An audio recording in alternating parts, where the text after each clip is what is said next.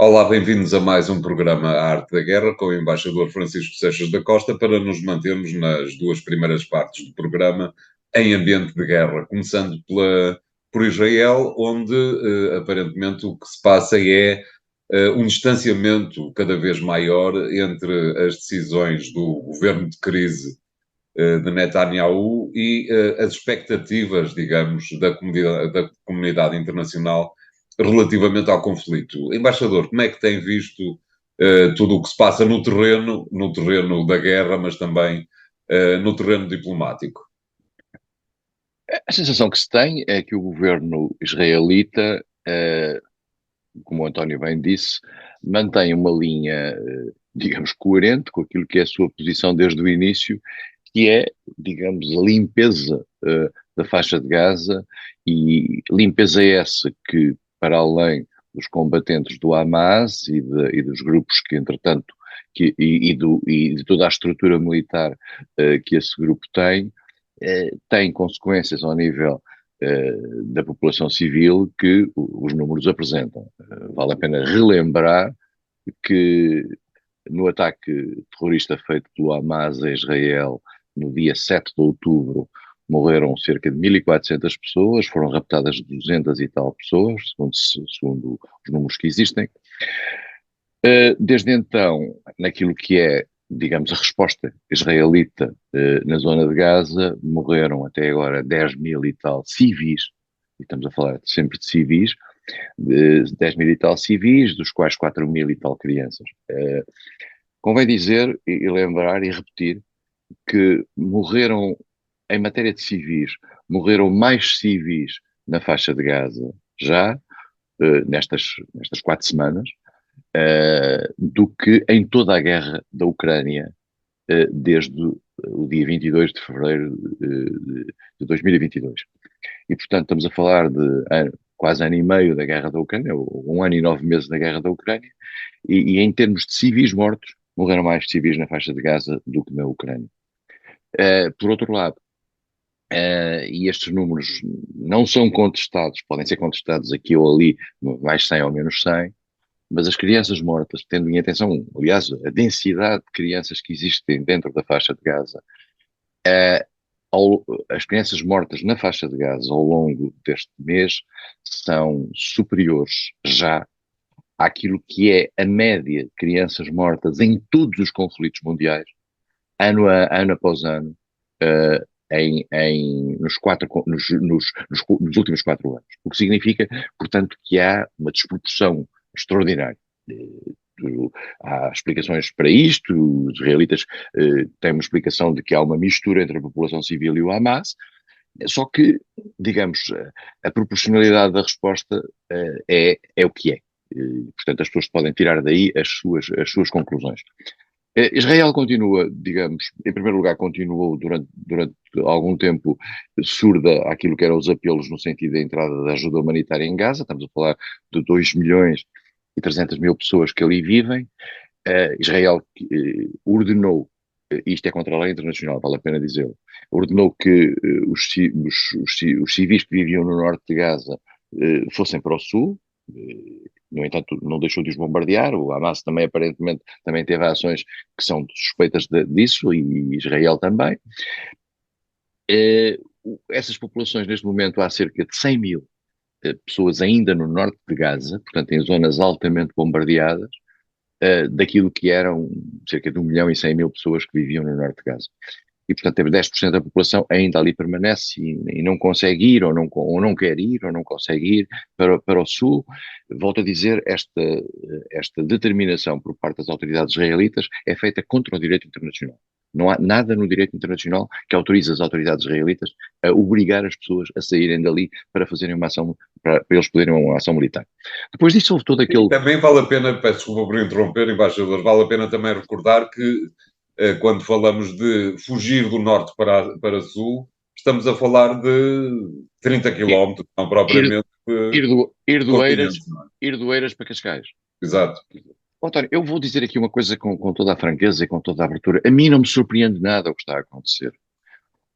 E não me surpreende nada o que está a acontecer porque a postura israelita no passado, estamos a falar de décadas, em que eu vou acompanhando a ação israelita, mantém-se neste paradigma. E este paradigma, e digo isto abertamente porque acho que é muito importante, os israelitas, segundo a sua própria ideologia que tem a ver com o sentimento da terra prometida, com o sentimento da raça escolhida, os israelitas, Sionismo.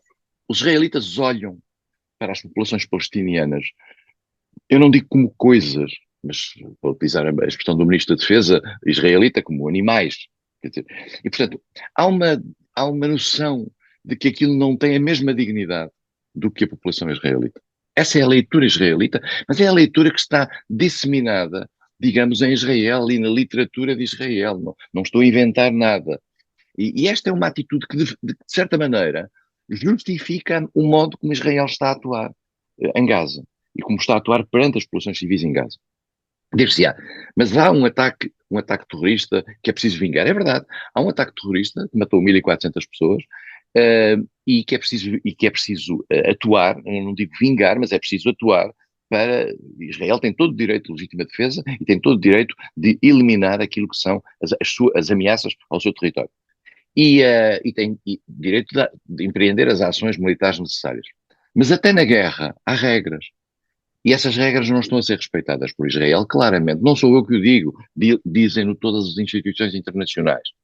Por outro lado, e relativamente à questão da pausa na guerra, os Estados Unidos pediram a Israel para fazer pausas humanitárias, para a entrada de material de apoio humanitário.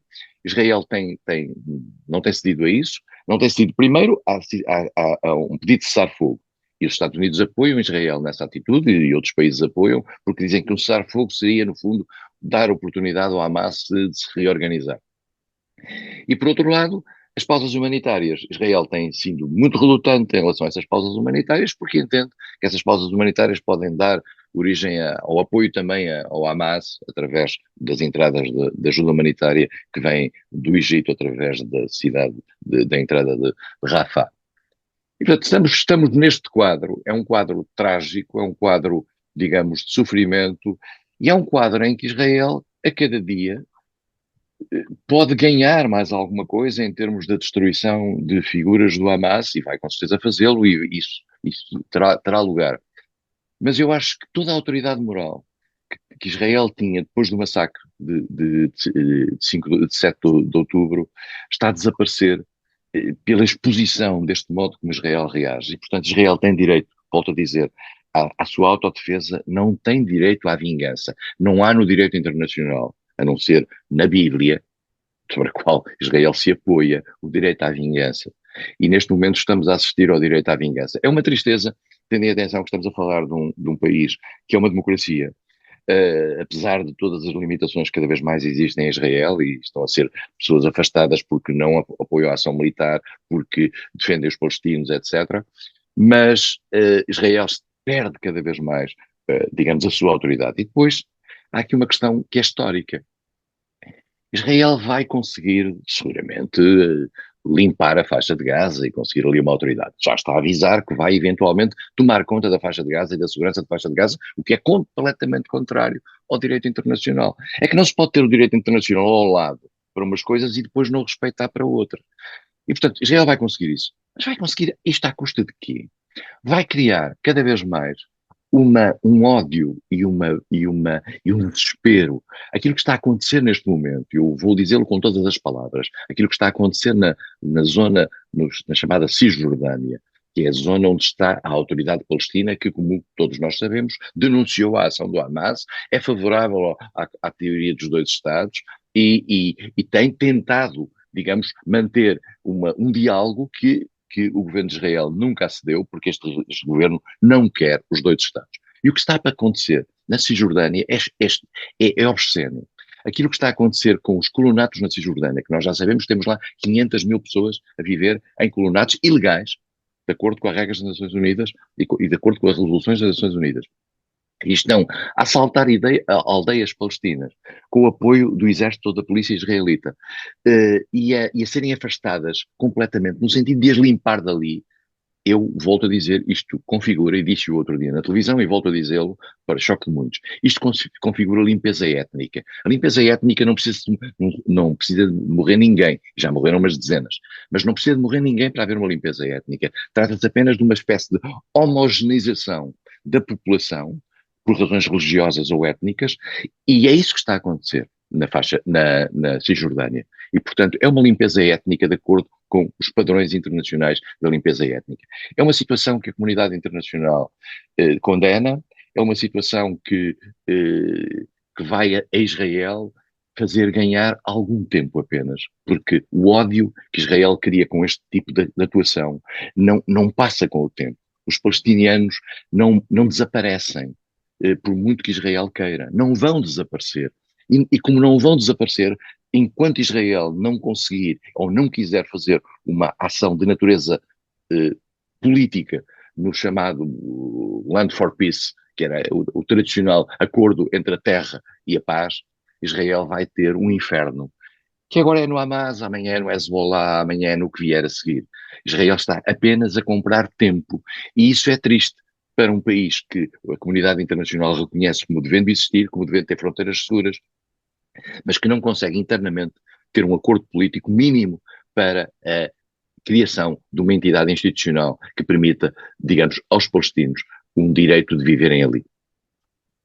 Obrigado, embaixador. É um tema que continuaremos a seguir, digamos, de forma pouco simpática até ao fim das nossas vidas e continuará para além delas por muito tempo, com toda a certeza.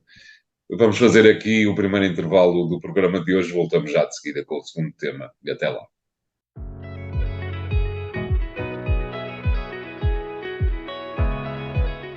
Bem-vindos à segunda parte da Arte da Guerra, para irmos para a outra guerra, para o outro cenário de guerra, um pouco mais a norte, para a Ucrânia, onde o embaixador, presidente da Comissão Europeia, como que decidiu reacordar o namoro entre a União Europeia e a Ucrânia, tendo visitado Zelensky em Kiev. Evidentemente que isto é uma tentativa de parar com o esquecimento, entre aspas, de que a Ucrânia está a ser alvo, nomeadamente, parece-me, na Europa, não com certeza tanto nos Estados Unidos, mas talvez um pouco também. Como é que viu esta decisão de Ursula von der Leyen de regressar a Kiev e como é que tem visto a evolução no terreno deste conflito na Europa? No terreno, a sensação que existe é que ele continua empatado. E, aliás, Há mais de meio ano, pelo menos, que estamos neste embate. Há uma declaração de um chefe militar importante que foi negada depois por Zelensky, de que há uma situação de empate e que, salvo que houver uma capacidade de natureza militar acrescida, e isto tem a ver com os F-16, com os ATACMS em quantidade maior, digamos, a Ucrânia não tem capacidade de romper aquilo que é a defesa que a Rússia, entretanto, criou no território ucraniano.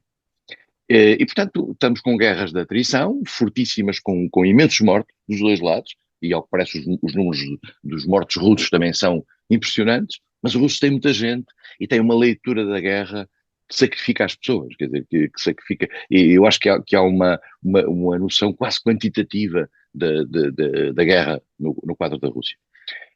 Ursula von der Leyen quis fazer um gesto de natureza política em relação a Zelensky, em relação à Ucrânia. Vamos ser claros.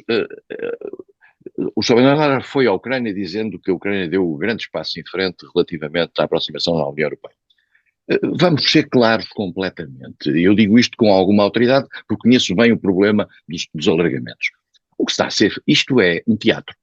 Isto é um puro teatro. A Ucrânia não tem condições, hoje em dia, os coitados são os próprios que não têm condições de alterar as suas estruturas e, para além de, pura e simplesmente, aprovar no Parlamento uma lei qualquer que depois não é implementada, no sentido de se aproximar das regras da União Europeia. Vamos ser muito, muito claros. Isto não é uma brincadeira que se resolve apenas em legislação. E todos nós sabemos o que é que está a acontecer e ninguém fala disso. Neste momento, tudo aquilo que é o trabalho que a Ucrânia está a fazer em matéria legislativa é preparado em Bruxelas. Claro. É Bruxelas quem está a fazer isto. Portanto, há aqui um voluntarismo por parte da Comissão Europeia, que inclusivamente nós sabemos que dentro da própria estrutura da União Europeia está a ultrapassar os seus poderes. Isso tem vindo a ser dito por muita gente, e eu digo abertamente, há um ultrapassar dos poderes. A Comissão Europeia não tem uma decisão definitiva relativamente às questões do alargamento. A Comissão Europeia faz os processos, analisa os processos, mas quem decide é o Conselho. E a senhora Ursula von der Leyen, que aliás foi à Ucrânia antes de irem da própria reunião dos chefes de Estado e de Governo, que decidiu começar as conversas com a Ucrânia sobre o alargamento, foi à Ucrânia, digamos, pôr o cavalo à frente dos bois. E, portanto, o carro à frente dos bois. E, portanto, isto é uma situação de voluntarismo político. Eu percebo, do seu ponto de vista de simpatia sobre a causa ucraniana, tem sentido nesse aspecto, mas é um teatro. Isto é um teatro. Não vale a pena sobre isto ter ilusões. Vamos ver como é que os chefes de Estado e de Governo vão apreciar isto em dezembro. Isto vai ao Conselho a dezembro. Nós temos aí o caso dos seis países dos Balcãs, temos o caso da Turquia, temos o caso da Ucrânia, mas temos o caso da Geórgia, temos o caso da Moldova. Neste momento o pacote, digamos, do alargamento está aí em grande estilo. A questão é esta, quer dizer, se nós fazemos um alargamento através de uma via rápida, vamos ter aí um imenso problema, porque a União Europeia não é um clube para o qual se entra ou não se entra por vontade, por simpatia ou não. Há um conjunto de regras e de capacidade de cumprimento de regras que naturalmente um país em guerra não pode cumprir. Não vale a pena ter ilusões. Um país que está no estado em que está a Ucrânia, que não tem controle sobre parte do seu território, que tem a questão, por exemplo, essa questão está em aberto, é uma das 4 que estarão em aberto, a questão das minorias. Nós sabemos como é que é o tratamento das minorias na Ucrânia. Nós sabemos como é que é, aliás, o anúncio feito por Zelensky de que não haverá eleições para o ano. Não pode haver eleições para o ano. É óbvio que num país em guerra não pode haver eleições para o ano. Portanto, não há condições de natureza democrática para que um país possa decidir por si próprio, tem que haja uma renovação e um refrescamento de legitimidade sobre passos em frente relativamente à sua relação com a União Europeia. Estamos aqui num teatro, um teatro de natureza política, de natureza voluntarista, que se percebe, digamos, em termos de simpatia, mas que se confronta com uma realidade muito séria, que é a questão da União Europeia enquanto tal. E por isso mesmo, já não se ouve falar, aliás, muito, se o António reparar, na adesão à NATO, porque tem-se um pouco a noção do caráter também voluntarista daquelas declarações que depois não têm sentido prático. Mas amanhã, quando as pessoas se confrontarem com a situação de que a Ucrânia pode ter um número de deputados europeus igual à Alemanha e pode ter, e tem um impacto sobre a política agrícola comum substancial, que a política agrícola comum não aguenta, e sem o qual, e sem um aumento do orçamento comunitário brutal, essa política agrícola, a entrada da Ucrânia é completamente impossível e não há vontade política, isso é que não há vontade política nem financeira para haver esse aumento do orçamento. Nós estamos aqui num teatro e mantemos-nos neste teatro relativamente à Ucrânia. Agora, a questão concreta sobre a guerra, na realidade a guerra está empatada, há quem diga que há pressões ocidentais no sentido de haver um acordo. Eu acho que, volto a dizer o que digo sempre desde o princípio e muito simplesmente, se houver a menor possibilidade, e as possibilidades, como o António sabe, são grandes, de Trump ganhar as próximas eleições americanas, e se essa possibilidade se começar a surgir no horizonte, há aí a possibilidade, digamos, a pressão para um acordo entre a Ucrânia e a Rússia, que eventualmente pode ter cedências territoriais ou não sabemos, vai ser muito grande.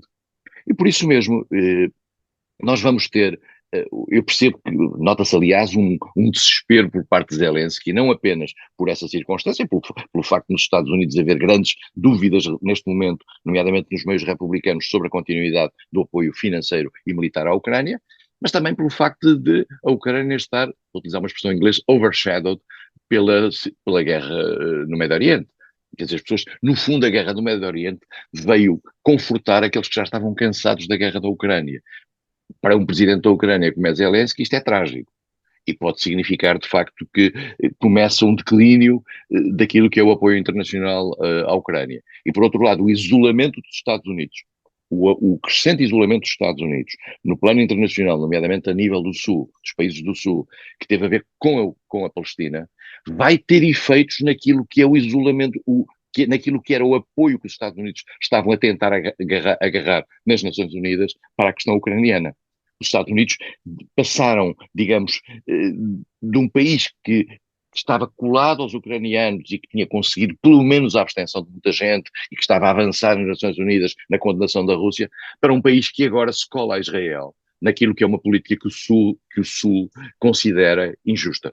Aliás, alguns nesta semana, o presidente Zelensky disse que não está disponível para falar, para entablar conversações com Vladimir Putin. Isto quer dizer, desde logo, que alguém lhe terá dito, meu caro amigo, está quase na hora de ires até Moscou. Pois, e resta saber, isto também há um outro aspecto, António, que é o seguinte, é que se no momento em que Zelensky disser eu estou disponível, imaginemos que ele diz, e atenção, e ao dizer isso, está a incumprir com uma lei que ele próprio criou dentro da Ucrânia, de que não haverá cedência territorial. Pronto. E isso foi ele próprio quem definiu isso e se autolimitou, o que significa que, eventualmente, uma cedência territorial e em qualquer acordo de natureza política pode ter que ser feito com outra pessoa que não com o Zelensky. Esse também é outro aspecto. Mas eu diria que Zelensky tem a consciência amanhã de que se Trump se aproxima, pode ser que seja a própria Rússia a dizer não, eu agora não quero falar, deixa vir o Trump. E nessa altura, porque o Trump, se a Rússia estiver convencida que Trump vai, digamos, entregar os pontos e vai dizer não, esta coisa da Ucrânia é para acabar, não é uma guerra, esta não é a minha guerra. Bom, é evidente que a Rússia não quer negociar. E, portanto, pode acontecer um ponto em que seja a própria Rússia a dizer que não quer negociar, porque a Rússia, a certa altura, pode ter mais ambições, por exemplo, do que aquelas que poderia ter agora, nomeadamente por um congelamento daquilo que é a sua ocupação do Donbass e da questão da Crimeia. Imaginemos que a Rússia quer ir mais longe e quer, por exemplo, aquilo que é completamente ilegítimo à luz do direito internacional, que é transformar aqueles estadecos que ele criou de Kherson e Zaporizhia, que não estão totalmente ocupados pela Rússia, mas que a certa altura vamos ver Putin a dizer, não, eu até tenho repúblicas, os antigos oblasts, repúblicas que entraram na Federação, que estão ocupadas pela Ucrânia. Ainda vamos ver Putin a dizer que tem território da antiga Ucrânia ocupado pela Ucrânia. E, portanto, se a situação internacional se apontar para uma vitória de Trump, e nós vimos o que aconteceu agora nas sondagens nos Estados Unidos, nós verificamos que em 6 estados essenciais para as eleições americanas, Trump está acima de Biden, e parece que já não há tempo para mudar de candidato democrático. Nós vamos ter aí uma situação extremamente complexa, com impacto naturalmente na guerra da Ucrânia. Obrigado, embaixador. Vamos fazer aqui o segundo intervalo do programa de hoje. Voltamos já de seguida com novas secessões. Até lá.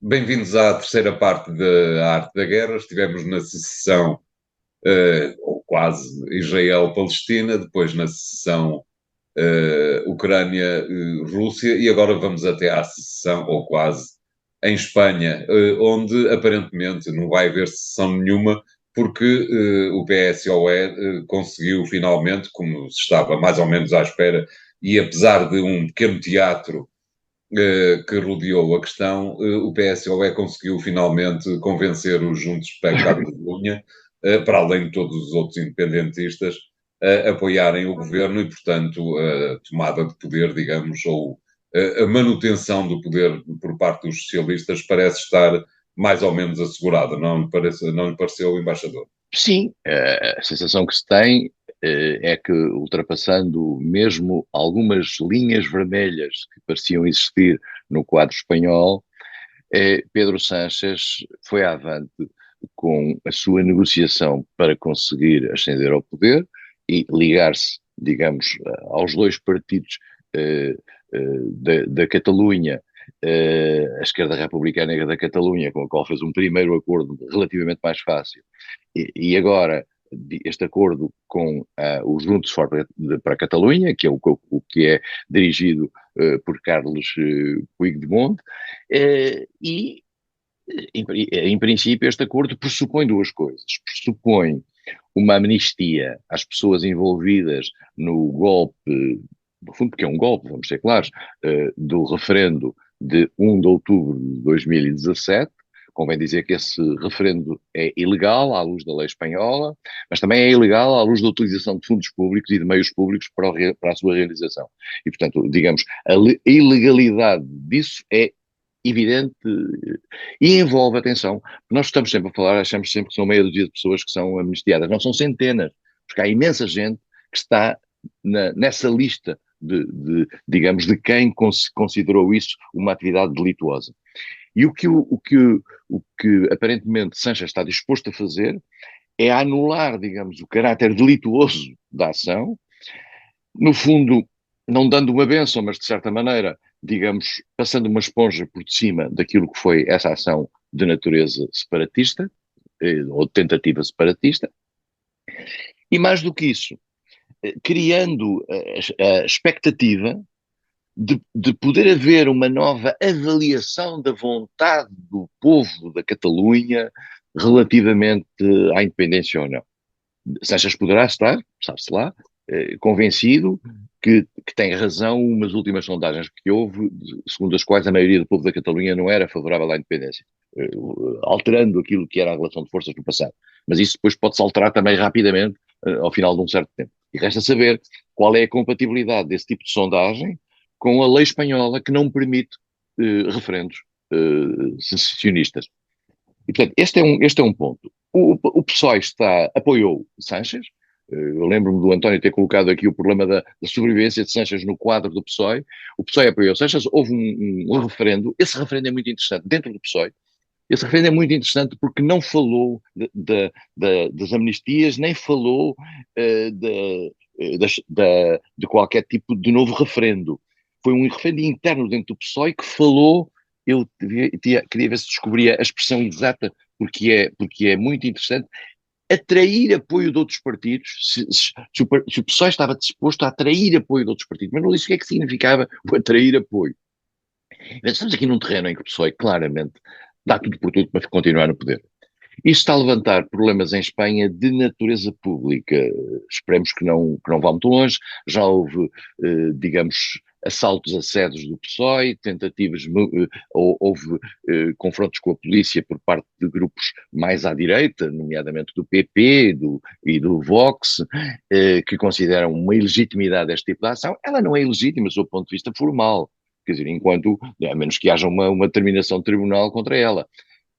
Sob o ponto de vista político, traduz claramente uma opção de Sanches no sentido de ir tão longe quanto possível na exploração enfim, de todos os acordos, que, mesmo acomodando, por exemplo, uma coisa extraordinária, que é o perdão da dívida à Catalunha em 20%, o que significa 15 mil milhões de euros. O que é uma coisa extraordinária numa das zonas de Espanha mais ricas, que é a Catalunha. O que cria para as outras regiões de Espanha uma sensação de injustiça e desigualdade, porque amanhã as outras regiões de Espanha vão dizer, mas eu também quero um perdão de dívida. Quem é que aguenta isto? Isto depois vai para o déficit na relação com a União Europeia? Quer dizer, Sánchez está a queimar todos os cartuchos para se manter no poder, vamos ser claros. E, portanto, e dentro do PSOE, a máquina do PSOE está com ele hoje. E esse é um ponto importante. Portanto, Sánchez vai conseguir fazer esse acordo com os independentistas, tem como seu principal aliado o Sumar, que é no fundo o resto que sobra do ex-Podemos, que de si próprio vem dos indignados do passado, e portanto vai juntar ali, eu não diria um saco de lacraus, porque isto só se verá depois no funcionamento parlamentar, mas vai ser muito difícil gerir uma combinação que ainda por cima tem gente do País Basco, tendo gente que há um partido que é relativamente constitucionalista, que é o Partido Nacionalista Vasco, mas depois tem o Bildu, e o Bildu nós sabemos que vem, digamos, no fundo do Arri Batasuna, e nós sabemos onde é que o Arri Batasuna esteve ancorado durante anos, era o braço armado da resistência, digamos, da ETA. Claro. Estamos aqui numa situação muito complicada, muito complicada. Se Sanches conseguir garantir tudo isto até ao dia 27 de novembro, Sanches conseguirá ser o apoio do Parlamento. Se não, vai haver eleições. E essas eleições já têm data marcada, que é 14 de janeiro. E nessas eleições, Sanches pode ter um problema, é que as últimas sondagens em Espanha não são muito favoráveis ao PSOE. Isto é, o PSOE baixaria um pouco daquele nível que teve, onde não ganhou as eleições, vale a pena lembrar, quem ganhou foi Exato. o PP, mas Sanches foi uma surpresa, aquilo, o modo como Sanches se aguentou. Pode ser que este tipo de compromissos e um certo choque da opinião pública face a esses compromissos vá criar dificuldades a Sanches no caso de ter que haver eleições em janeiro. Pode acontecer o caso extraordinário de toda a Península Ibérica ter eleições antecipadas em janeiro, o que havia de ser uma coisa interessante. Valia a pena um destes dias nós falarmos de um país que existe ao ocidente da Espanha, que se chama Portugal, em que o primeiro-ministro caiu e em que há uma conflitualidade que envolve o Presidente da República e vários ministros e condições de natureza judicial. Este é um programa sobre relações internacionais, se calhar qualquer dia podemos falar desse país, chamado Portugal. Exatamente, talvez possamos gravá-lo a partir de Espanha, por exemplo, e aí já teríamos alguma legitimidade institucional para o fazer. Mas, voltando à Espanha, onde por acaso ainda não estamos, talvez exatamente é um problema que também assiste a Portugal. Talvez nos próximos orçamentos de Estado, neste quadro de apoio do PSOE, os próximos orçamentos de Estado terão que ser claramente orçamentos virados para as autonomias, não acha, embaixador? Sim, a situação espanhola é pior que a nossa nesse aspecto, em termos orçamentais no plano europeu, no plano. Resta saber também, e esta é uma questão que não está neste momento bem medida, em função daquilo que é a crise internacional, os impactos, nós chamamos de crise, mas os impactos de natureza económica que a situação do Médio Oriente, já não digo a situação na Ucrânia, mas a situação do Médio Oriente pode provocar, por efeito dos preços dos combustíveis, pode ser que o Banco Central Europeu se veja obrigado, ou se sinta obrigado, não sei se se vê ou não, a ter uma posição mais restritiva. E isso iria criar uma grande dificuldade aos orçamentos que estão já eles sob pressão no plano nacional. E provavelmente as questões de natureza regional em Espanha viriam ao de cima. Há uma questão que vai seguramente aparecer no quadro espanhol no próximo ano, que é uma questão que anda aí há muito tempo, que é a possibilidade da Espanha ser uma federação, da Espanha se Claro. tornar numa federação. Nós já aqui avaliamos, e vale a pena um destes dias falarmos um bocadinho sobre a diferença que há entre as várias autonomias. Elas não são todas iguais, elas não têm todas o mesmo peso, elas têm estatutos diferentes, etc. Mas há um momento a partir do qual, por forma a acomodar estas sensibilidades muito marcadas na natureza regional, se calhar o modelo federalista era o modelo possível em Espanha. Eu imagino que o PP não o quer, imagino que o Vox então o detesta e imagino que se calhar, e infelizmente, que isto possa criar uma grande movimentação com laivos, digamos, de tensão pública dentro de Espanha. Claro, tudo começou em 1492, mas é um assunto que, evidentemente, teremos que continuar a acompanhar. Obrigado, embaixador. O programa fica hoje por aqui. Podem continuar a segui-lo nas redes sociais e através do podcast que encontram nas redes sociais e nos sites do Jornal Económico. Obrigado e até para a semana.